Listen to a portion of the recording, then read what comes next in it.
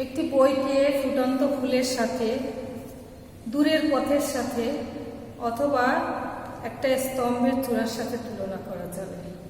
সবাইকে শুভেচ্ছা। কেমন আছো তোমরা? আশা করি ভালো আছো। আজকে আমরা বই পড়া প্রবন্ধ সম্পর্কে জানবো। চলো তাহলে বই পড়া প্রবন্ধ কে লিখেছেন তাই দেখো। বই পড়া প্রবন্ধ লিখেছেন প্রমোদ চৌধুরী। প্রমোদ চৌধুরীর ছদ্মনাম বীরবল। তিনি 1868 খ্রিস্টাব্দের 7ই আগস্ট যশোরে জন্মগ্রহণ করেন। তার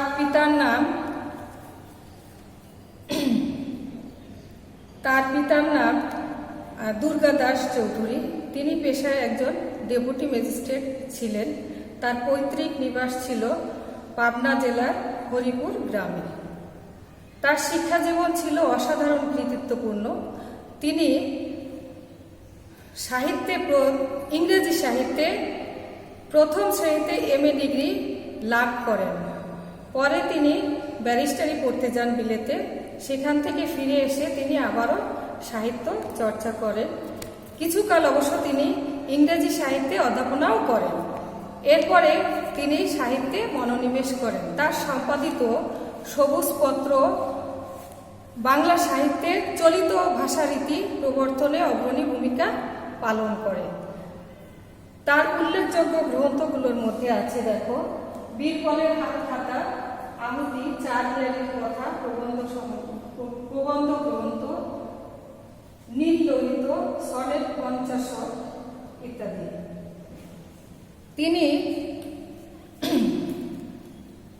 তিনি বাংলা সাহিত্যে বাংলা সাহিত্যের নতুন গদ্যধারা তার মাধ্যমেই সূচিত হয়। তিনি মৃত্যুবরণ করেন 1946 খ্রিস্টাব্দের 2রা সেপ্টেম্বর কলকাতায়। তাহলে চলো আমরা আজকে যে বই পড়া প্রবন্ধ পড়ব, এই প্রবন্ধ পাঠের উদ্দেশ্যটা আগে আমরা জানি। শিক্ষার্থীরা বই পড়ায় উদ্বুদ্ধ হবে, স্বশিক্ষিত হওয়ার উপায় সম্পর্কে বর্ণনা করতে পারবে, দেশের উপকারে লাইব্রেরি প্রতিষ্ঠার গুরুত্ব ব্যাখ্যা করতে পারবে, আমাদের স্কুল কলেজের শিক্ষা পদ্ধতি সম্পর্কেও বর্ণনা করতে পারবে। তাহলে চলো আগে আমরা বই পড়া প্রবন্ধের কিছু অংশ পড়ি। সবাই একটু বইটা খেয়াল করো।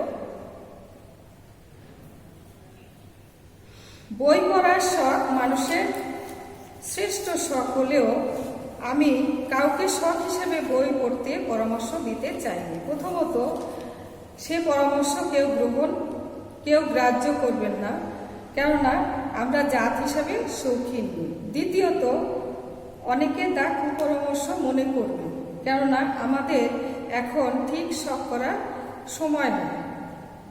আমাদের এই রোগ, শোক, দুঃখ, দারিদ্র্যের দেশে নতুন জীবন ধারণ করাই যখন প্রধান সমস্যা, তখন সেই জীবনকে সুন্দর করা মহৎ কাজের প্রস্তাব অনেকের কাছে নিরর্থক ও নির্মম ঠেকবে।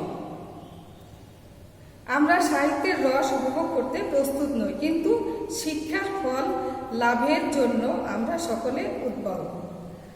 আমাদের বিশ্বাস, শিক্ষা আমাদের গায়ের জ্বালা ও চোখের জল দুই দূর করবে। এ আশা সম্ভবত দুরাশা, কিন্তু তা হলেও আমরা তা ত্যাগ করতে পারি না, কেননা আমাদের উদ্ধারের জন্য কোনো সদুপায় আমরা চোখের সম্মুখে দেখতে পাইনি। শিক্ষার মাহাত্ম্যে আমিও বিশ্বাস করি, এবং যিনি যাই বলুন, সাহিত্য চর্চা যে শিক্ষার সর্বপ্রধান অঙ্গ, এ বিষয়ে কোনো সন্দেহ নেই। লেখক এই যে কথাগুলো আমাদের বলেছে, যে শিক্ষার ক্ষেত্রে বই পড়াকে আমরা সাধারণভাবে শখ হিসাবে নিতে পারি না, কারণ আমরা জাতি হিসাবে অতটা শৌখিন নই।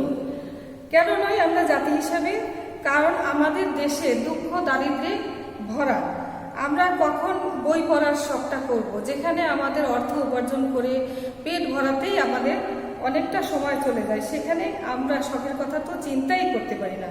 এটা লেখকও বলেছেন। আবার দেখো, শিক্ষার ক্ষেত্রে আমরা তো জানি যে শিক্ষার এখানে লেখক এভাবে বলেছেন যে আমাদের বিশ্বাস শিক্ষা আমাদের গায়ের জ্বালা ও চোখের জল উভয় দূর করবে। এখানে লেখক বলেছেন যে আমরা বিশ্বাস করি যে শিক্ষা আমাদের দুঃখ দুর্দশা সবই দূর করবে, কিন্তু আমরা সেভাবে শিক্ষাটা গ্রহণ করি না। শিক্ষা গ্রহণ করতে গেলে তো আমাদের সেভাবে সাহিত্য চর্চা করতে হবে, সেই সাহিত্য চর্চাটা আমাদের সেভাবে হয়ে ওঠে না। কারণ আমরা জানি যে মূলত শিক্ষা অর্জন করার একেবারে প্রধান অঙ্গ হলো, একমাত্র উপায় হলো বই পড়া। বই অবশ্যই পড়তে হবে, এতে কোনো সন্দেহ নাই শিক্ষা গ্রহণ করতে গেলে। এরপরে দেখো লেখক কি লিখেছেন, বলেছেন লোকে যে তা সন্দেহ করে তার কারণ এ শিক্ষার পর হাতে হাতে পাওয়া যায় না, অর্থাৎ তার কোনো নগদ বাজার দর নেই। এ কারণে ডেমোক্রেসি সাহিত্যের সার্থকতা বোঝে না, বোঝে শুধু অর্থের সার্থকতা। ডেমোক্রেসির গুরুরা চেয়েছিলেন সকলকে সমান করতে, কিন্তু তাদের শিষ্যরা তাদের কথা উল্টো বুঝে সকলেই হতে চায় বড় মানুষ। একটি বিশিষ্ট অভিজাত সভ্যতার উত্তরাধিকারী গড়েও ইংরেজ সভ্যতার সংস্পর্শে এসে আমরা ডেমোক্রেসির গুণগুলো করতে না পেরে তার দোষগুলো আত্মসাৎ করছি। এর কারণ স্পষ্ট, ব্যাধি সংক্রামক স্বাস্থ্য নয়। আমাদের শিক্ষিত সমাজে লোলুপ দৃষ্টি আজ অর্থের উপরই পড়েছে। সুতরাং সাহিত্য চর্চার সুফল সম্বন্ধে অনেকেই সন্দিহান। যারা হাজারখানা ল রিপোর্ট কেনেন তারা একখানা কাব্যগ্রন্থ কিনতে প্রস্তুত নয়, কেননা তাতে ব্যবসার কোনো সুসার নেই। নজির আউরে কবিতা আবৃত্তি করলে যে নজির না আউরে কবিতা আবৃত্তি করলে মামলা যে হারতে হবে তা তো জানা কথা, কিন্তু যে কথা জজে শোনে না তার যে কোনো মূল্য নেই। এটাই হচ্ছে পেশাদারদের মহাভ্রান্তি। এখানে লাইন বাই লাইন বোঝাতে গেলে অনেক সময় লাগবে, যেহেতু আমাদের সময় স্বল্পতার কারণে সেভাবে আমি তোমাদের বলছি যে আমরা এখানে একখানা বই কিনতে যাই, তো তোমরা মনে করো এখানে যেভাবে লেখা আমি আমার মতো করে বলি। তোমাদের যেমন বলি যদি যে তুমি কি গল্পের বই পড়ো, তুমি বলবো ওরে বাবা কখন পড়বো, আমার তো ক্লাসের বই পড়তে পড়তেই সময় চলে যায়। তাহলে তুমি দেখো যে বই পড়ার মানে গল্পের বই বা অন্য সাহিত্যে অন্য বই পড়তে তোমরা সময় পাচ্ছ না। কেন পাচ্ছ না? যে ক্লাসের বই পড়েই তোমরা শেষ করতে পারছো না। কিন্তু এখানে ক্লাসের বই পড়ে কি আমরা পূর্ণাঙ্গ শিক্ষায় শিক্ষিত হতে পারছি? পূর্ণাঙ্গ শিক্ষায় শিক্ষিত হতে হলে আমাদের অবশ্যই সাহিত্য চর্চা করতে হবে, অবশ্যই বিভিন্ন ধরনের বই পড়তে হবে। এখানে সেভাবেই বলা হয়েছে। তাহলে দেখো যে এখানে একটা জাস্ট উদাহরণ দিয়েছে যে যেখানে যারা জজ সাহেব যিনি যখন বিচার করেন, তার বিচার করতে গিয়ে যখন এই লয়ের কথাবার্তা আইনের কথাবার্তা না বলে যদি ওখানে কবিতা আবৃত্তি করা হয়, তাহলে সেটা কি জজ সাহেব শুনবেন? তার তো কাজ হচ্ছে তার রিপোর্ট অনুযায়ী তার একটা সিদ্ধান্ত দেওয়া, কিন্তু সেটা তো সে কবিতা আওড়ালে হবে না। সেই ক্ষেত্রে এখানে বই পড়ার কোনো দেখা যাচ্ছে যে এখানে আমাদের তাহলে বই পড়া যে মূল্যবান, যে বই পড়তে হবে শিক্ষিত হতে হলে, যে বই না পড়লে আমরা সুশিক্ষায় শিক্ষিত হতে পারবো না, সেইটা কিন্তু তখন সেটা সে বুঝছে না, বুঝতে চাইবে না। সেজন্য এখানে বলা হয়েছে যে এটাই হচ্ছে মহাভ্রান্তি পেশাদারদের, এটার যে কোনো মূল্য নাই, কবিতার মূল্য নাই, এটাই হলো তার মহাভ্রান্তি। আবার দেখো নিচে আছে জ্ঞানের ভাণ্ডার যে ধনের ভাণ্ডার নয়, এ সত্য তো প্রত্যক্ষ, কিন্তু সমান প্রত্যক্ষ না হলেও সমান সত্য যে এ যুগে যে জাতির জ্ঞানের ভাণ্ডার শূন্য, সে জাতির ধনের ভরেও ভাবানি। এরপর যে জাতির মন বড় নয়, সে জাতির জ্ঞানেরও বড় নয়। কেননা ধন সৃষ্টি যেমন জ্ঞান সাপেক্ষ, তেমনি জ্ঞানের সৃষ্টি মন সাপেক্ষ। মানুষের মনকে সরল, সহজ, সরাগ ও সমৃদ্ধ করার ভার আজকের দিনে সাহিত্যের উপর ন্যস্ত হয়েছে। কেননা মানুষের দর্শন, বিজ্ঞান, ধর্মনীতি, অনুরাগ, বিরাগ, আশা, নৈরাশ্য, তার অন্তরের সত্য, স্বপ্ন, এই সকল সমবায়ে সাহিত্যের জন্ম। মানে আমরা এখানে দেখতে পাচ্ছি যে সাহিত্যের মধ্যেই আমরা সব কিছু পাচ্ছি। আমরা দর্শনের বিষয়ে জানতে পারছি, বিজ্ঞান সম্পর্কে জানতে পারছি, তারপরে ধর্মনীতি, তারপরে আমাদের আশা নিরাশা কিভাবে কি হচ্ছে, এগুলো সবই আমরা সাহিত্য চর্চার মাধ্যমেই জানতে পারছি। অপরাপর শাস্ত্রের ভিতর যা আছে সেসব মানুষের মনের ভগ্নাংশ, তার পুরো মনটার সাক্ষাৎ পাওয়া যায় শুধু সাহিত্যে। তার মানে এখানে বলা হয়েছে যে তুমি যদি, আমি অন্য অন্য বিভিন্ন অংশ হিসেবে যদি বলি, সাহিত্য, বিজ্ঞান, দর্শন, এগুলো সব মিলাই হলো সাহিত্য। এই সব কিছুই আমরা সাহিত্যের মধ্যে পেতে পারি। দর্শন, বিজ্ঞান ইত্যাদি হচ্ছে মনোগঙ্গার তোলা জল, আর পূর্ণ স্রোত আবহমান কাল সাহিত্যের ভেতরেই সোল্লাসে সবেগে বয়ে চলেছে। সেই গঙ্গা জলে, সেই গঙ্গাতে অবগাহন করেই আমরা আমাদের সকল পাপমুক্ত হব।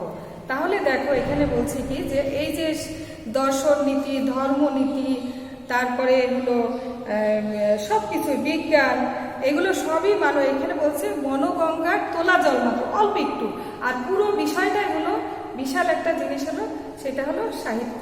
এখানে আরো একটা জিনিস আমি ভুলে গেছি, যেমন তোমাদের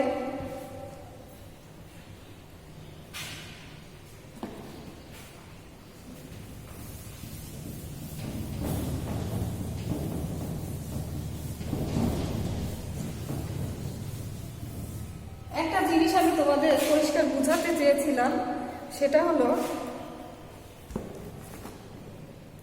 এই সাধারণ জিনিসটা দেখলেই বুঝবা যে আমরা যে যে প্যারাটা পড়লাম, এই প্যারা সুন্দর একটা বর্ণনা। যেমন আমরা মনে করতে পারি সম্পদ,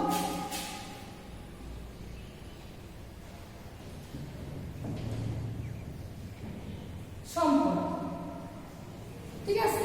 এই সম্পদটা অর্জন করতে হলে আমাকে আগে জ্ঞান অর্জন করতে হবে। জ্ঞান অর্জন করতে হবে। এরপরে দেখো, জ্ঞান অর্জন করতে হলে আমার মনটাকে প্রসারিত করতে হবে। আর এই মনটাকে প্রসারিত করতে হলে আমাদের কোথায় যেতে হবে? সাহিত্য চর্চা,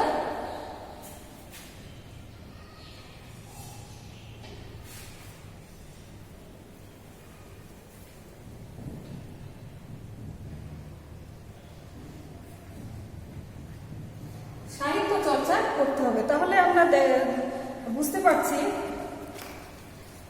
যে এখানে দেখো, সম্পদকে অর্জন করতে হলে আমার জ্ঞান অর্জন করতে হবে, জ্ঞানকে বৃদ্ধির জন্য আমার মনটাকে প্রসারিত করতে হবে, আর প্রসারিত করতে হলে আমার সাহিত্য চর্চা করতে হবে। তাহলে কি দাঁড়াচ্ছে যে সাহিত্য চর্চা করবো আমরা, তাহলে আমাদের মন প্রসারিত হবে, মন প্রসারিত হলে আমাদের জ্ঞানের ভান্ডার সমৃদ্ধ হবে, জ্ঞানের ভান্ডার সমৃদ্ধ হলে আমরাও সম্পদশালী হতে পারবো। অতএব তাহলে কি দাঁড়ালো? অতএব দাঁড়ালো এই যে আমাদের বই পড়তে হবে, কেননা বই পড়া ছাড়া সাহিত্য চর্চার উপায়ন্ত নেই। ধর্মচর্চা চাই কি মন্দিরের বাইরেও করা চলে, দর্শনের চর্চা গুহায়, নীতির চর্চা ঘরে এবং জ্ঞানের চর্চা জাদুঘরে, কিন্তু সাহিত্যের চর্চার জন্য চাই লাইব্রেরি। এ চর্চা মানুষ কারখানাতেও করতে পারে না, চিড়িয়াখানাতেও নয়। এইসব কথা যদি সত্য হয় তাহলে আমাদের মানতে হবে যে সাহিত্যের মধ্যে আমাদের জাত মানুষ হবে। সেজন্য আমরা যত বেশি লাইব্রেরি প্রতিষ্ঠা করব, দেশে তত বেশি উপকার হবে। তার মানে লাইব্রেরি প্রতিষ্ঠা কেন করব? লাইব্রেরি প্রতিষ্ঠা করলে ওখানে বিভিন্ন রকমের বই আমরা পাবো, বিভিন্ন রকম যত ধরনের বই, আমরা সব ধরনের আমাদের প্রয়োজন মতো সাহিত্য চর্চা করতে হলে অবশ্যই আমার লাইব্রেরিতে যেতে হবে। আমাদের মনে হয় এদেশে লাইব্রেরির সার্থকতা হাসপাতালের চাইতে কিছু কম নয় এবং স্কুল কলেজের চাইতে একটু বেশি।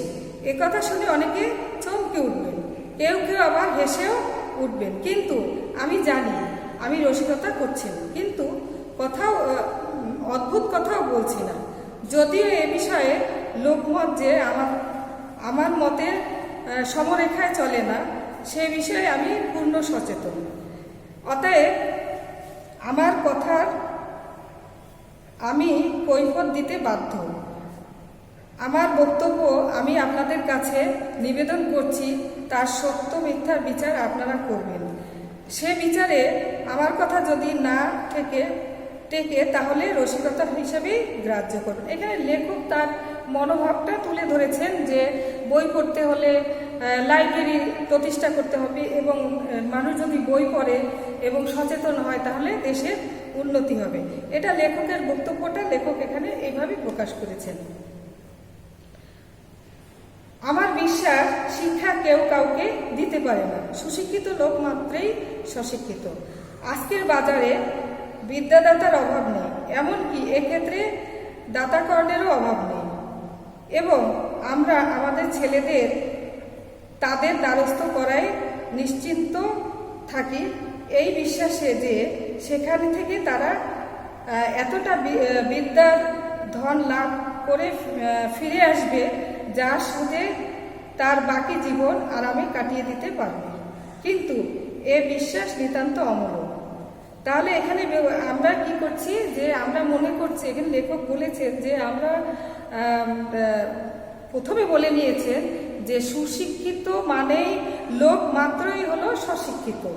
তাহলে শিক্ষার কোনো, এখানে বলছে বাজারে শিক্ষা বিদ্যাদাতার অভাব নেই, বিদ্যাদাতার অভাব নেই। তার মানে কি, আমরা যখন এই ধর মনে করো আমরা যখন ক্লাসে পড়াই, তখন দেখা গেল আমি পড়াচ্ছি, কিন্তু আমার যারা শিক্ষার্থী পিছনে বা যারা সামনে বসে আছে তারা কতটুকু নিচ্ছে, কতটুকু গ্রহণ করছে, এটাই হলো মূল কথা। তাহলে বিদ্যা দিতেই পারে সবাই, কিন্তু ওইটা গ্রহণ কতটুকু হচ্ছে, কতটুকু গ্রহণ করলে ভালো হবে, সে গ্রহণ করছে কিনা, এটাই হলো মূল কথা। তবে মোট কথা হলো যে নিজের ইচ্ছায় যদি সে গ্রহণ করে, শিক্ষকের কাজ, মোট কথা হলো শিক্ষকের কাজ হলো পথ দেখানো, কিন্তু যাকে পথ দেখাচ্ছে সে আসলে সেই পথে যাচ্ছে কিনা এটা তো শিক্ষক দেখতে পাচ্ছেন না। এখানে এইভাবেই বলা হয়েছে মনোরাজ্যের দান গ্রহণ সাপেক্ষ, অথচ আমরা দাতার মুখ চেয়ে গ্রহীতার কথা একেবারেই ভুলে যাই। তার মানে এখানে যিনি দান করছেন সেইটাই আমরা দেখছি, কিন্তু যে গ্রহণ করছে সে কতটুকু গ্রহণ করছে সেইটা আমরা মনে করছি না। এখানে আরো ভালো করে বলেছেন, দেখো, একথা ভুলে না গেলে আমরা বুঝতাম যে শিক্ষকের সার্থকতা শিক্ষাদান করায় নয়, কিন্তু ছাত্রকে তা অর্জন করতে সক্ষম করায়। মানে এখানে শিক্ষকের সার্থকতা কোথায়, মানে শিক্ষক কতটুকু পড়ালেন সেটা মানে যে শিক্ষার্থী ছাত্র সে বুঝেছি কতটুকু, এইটাই হলো তার শিক্ষকতা দান করার ওখানেই। তখন যে যদি বুঝে থাকে তাহলে সেখানেই তার শিক্ষকের সার্থকতা।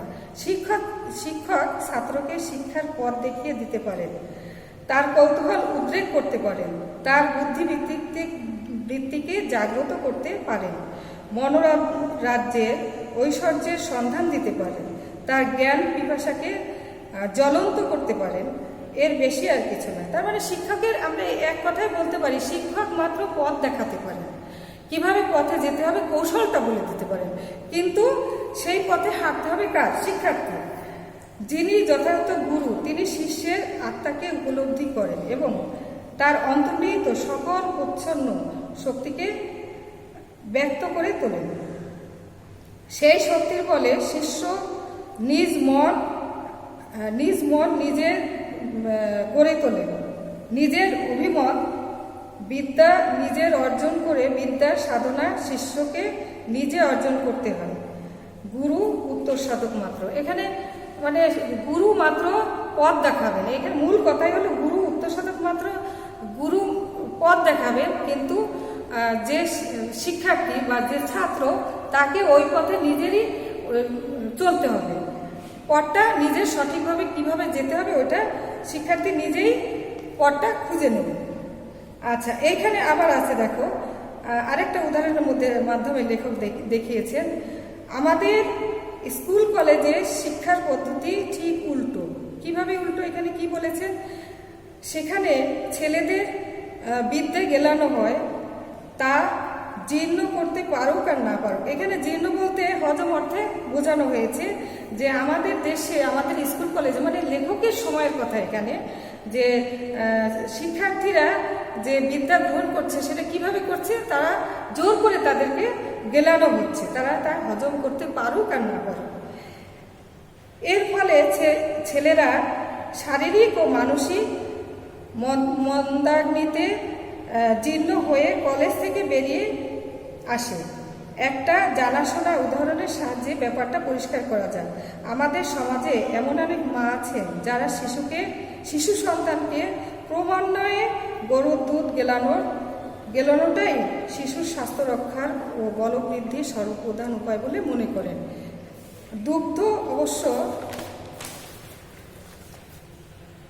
অতিশয় উপাদেয় পদার্থ, কিন্তু তা উপকারিতা যে ভোক্তার জীর্ণ করবার শক্তির উপায় নির্ভর করে এ জ্ঞান ও শ্রেণীর মাতৃকুলের নেই।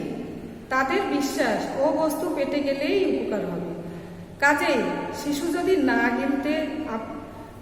গিলতে আপত্তি করে তাহলে সে যে বড় বেয়ারা ছেলে সে বিষয়ে তার বিন্দুমাত্র সন্দেহ থাকে না। অতএব তখন তাকে ধরে বেঁধে জোর জবরদস্তি করে দুধ গেলানোর ব্যবস্থা করা হয়। শেষটা সে যখন ওই দুগ্ধ পান ক্রিয়া হতে অব্যাহতি লাভ করার জন্য মাথা নাড়তে হাত পা ছুটতে শুরু করে, তখন স্নেহময়ী মাতা বলেন, আমার মাথা খাও, মরা মুখ দেখো, এই ঢোক, আর এক ঢোক ইত্যাদি। মাতার উদ্দেশ্য যে খুব সাধু এ বিষয়ে কোনো সন্দেহ নাই, কিন্তু এ বিষয়েও কোনো সন্দেহ নেই যে উক্ত বলা খাওয়ার ফলে মা শুধু ছেলের যকৃতের মাথা খান না, বরং ঢোকের পর ঢোক তার মরামত দেখবার সম্ভাবনা বাড়িয়ে তোলেন। আমাদের স্কুল কলেজের শিক্ষার পদ্ধতিটা ওই একই ধরনের, মানে এই উদাহরণের সাহায্যে লেখক আমাদের বলেছেন।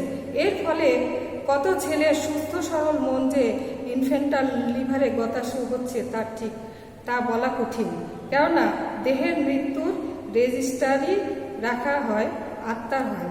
তার মানে এখানে বলছে রেজিস্টারে মৃত্যুর, মানে এখানে বলছে দেহের যে মৃত্যু হয় এটা রেজিস্টারে তোলা হয়, আত্মাতে কিন্তু তো দেখা যায় না সেই ক্ষেত্রে। তাহলে এখানে লেখক এভাবে বলেছেন যে আমাদের স্কুল কলেজের যে শিক্ষা ব্যবস্থা, সেই শিক্ষা ব্যবস্থাটাও এরকম, মানে সেখানে মূলত ছাত্রদের পড়াগুলো সে বুঝুক আর না বুঝুক, তাকে ভালো রেজাল্ট করতে হবে, তাকে ওই বিষয়টা মুখস্থ করতে হবে। সেই জন্য রেজাল্ট করার জন্য সে ওইটা কি করে, মুখস্থ করতেই থাকে, যাতে পরীক্ষার খাতায় সেটা সে উদ্গীরণ করতে পারে। যেমন এখানে এক মায়ের উদাহরণ দিয়েছেন লেখক, যে মা তার ছেলেকে যখন দুধ খাওয়াচ্ছেন, গরুর দুধ, মা জানেন যে এটা দুধটা আদর্শ শিশুর জন্য এবং এটা শরীরে বল বৃদ্ধিও করে। এই বুঝে তিনি মা কি করেন, মায়ের যে ইচ্ছা সেটা যে তার সদিচ্ছা, এতে কোনো সন্দেহ নেই, কিন্তু মা যে শিশুর যে ধারণ ক্ষমতা কতটুকু, এইটা কিন্তু মা বুঝতে চান না। তিনি কি করেন, ওই ছেলের হজম হচ্ছে কিনা, এটা তার জন্য কার্যকরী হচ্ছে কিনা, এটা না বিচার করে চান যেন ওই দুধটা সে পুরোপুরি খেয়ে নেয়, এতে তার শরীরের পুষ্টি হবে। তাহলে আজকে আমরা এই যে তোমাদের বই পড়ার প্রবন্ধের অর্ধেকটা জেনেছি, কিছুটা বাকি আছে, এটা আমি আগামী ক্লাসে তোমাদের আরও পরিষ্কার করে পড়িয়ে বুঝিয়ে দেব। এখন তোমাদের কথা হলো যে তোমরা যে শুনলা, এইটা বাসায় আরও 3-4 বার এই প্রবন্ধটা তোমাদের পড়তে হবে। যদিও পড়ানো শেষ হয়েছে, তারপরে আরও 3-4 বার পড়লে তোমরা লাইন বাই লাইন এইটা যত জ্ঞানমূলক প্রশ্নগুলো আসবে সেগুলো তোমরা উত্তর করতে পারবে। পরের ক্লাসে আমি অবশ্য কিছু প্রশ্ন তোমাদের গুরুত্বপূর্ণ প্রশ্ন আমি তোমাদের ক্লাসে করাবো, সেগুলো থেকে আরও জানতে পারবে। তাহলে তোমাদের কাজ থাকবে, তোমরা যতটুকু আজকে শুনেছো বা যতটুকু তোমরা বুঝেছো, এইটা আরেকটু পড়ে এর উপরে তোমরা 10টা 10টা জ্ঞানমূলক প্রশ্ন নিজেরাই তৈরি করবা এবং উত্তরগুলো খুঁজে খুঁজে বের করবো। পরবর্তী ক্লাসে আমি তোমাদের এই সম্পর্কে আরেকটু বিস্তারিত বলবো প্রশ্ন উত্তর সম্পর্কে। আচ্ছা, সবাইকে ধন্যবাদ। তুই তো বন্ধ